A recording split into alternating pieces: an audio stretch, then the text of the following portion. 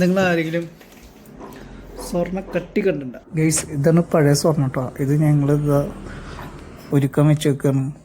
ഇതാ ഇപ്പോൾ ടൈമായി കേട്ടോ. അപ്പം ഞങ്ങൾ അത് പുറത്തേക്ക് എടുക്കുകയാണ്. കണ്ടോളൂ, നിങ്ങൾ ആരും കാണാത്ത ആൾക്കാരുണ്ടെങ്കിൽ കണ്ടോളൂ കേട്ടോ. ഇതെങ്ങനെയാണ് നമ്മൾ സ്വർണം ഒരുക്കി ഒഴിക്കുക. എന്താ ഇതിപ്പോൾ നമ്മൾ 2 പീസായിട്ട് ഒരുക്കി ഒഴിക്കണം കേട്ടോ.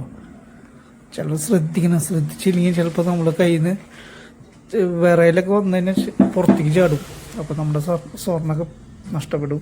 പെട്ടെന്ന് തെറിച്ച് പോയി കഴിഞ്ഞാൽ ചെറിയ പീസുകളൊന്നും കിട്ടില്ല. പിന്നെ അത് മാത്രമല്ല അപ്പോൾ നമ്മൾ തന്നെ ഒഴിക്കുമ്പോൾ ശ്രദ്ധിച്ചില്ലേ, ചെറിയ പീസുകൾ അപ്പുറത്തൊക്കെ ചാടി എടുക്കുന്നുണ്ടാവും. അപ്പോൾ നമ്മളത് ഓരോ പീസ് ചെറിയ ഇതിട്ട് നമ്മളത് പറക്കിയെടുക്കുകയാണ്. അപ്പോൾ അത് 10 മില്ലിയിലും 20 മില്ലിയിലും നല്ല റേറ്റ് അല്ലേ?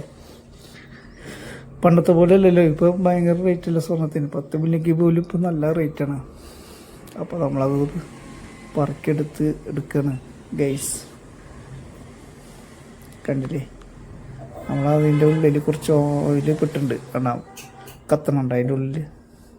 അത്ര ചൂടായിരിക്കും, നമ്മുടെ കൈയൊക്കെ നല്ല ചൂടായിരിക്കും. ഇതിപ്പോൾ നമ്മളത് ഈ കട്ടിയെടുത്തിട്ട് നമ്മളിനി ആ വെള്ളത്തിൽ മുക്കും.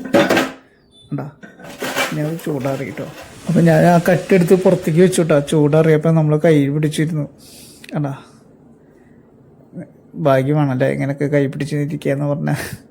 ഇതിപ്പോൾ നമ്മളത് ചെയിന് മാലയൊക്കെ പണിയാൻ വേണ്ടിയിട്ടാണ് ഗൈസ്. Okay bye. നിങ്ങൾക്ക് ഈ വീഡിയോ ഇഷ്ടമായ ഷെയർ ചെയ്യണേ.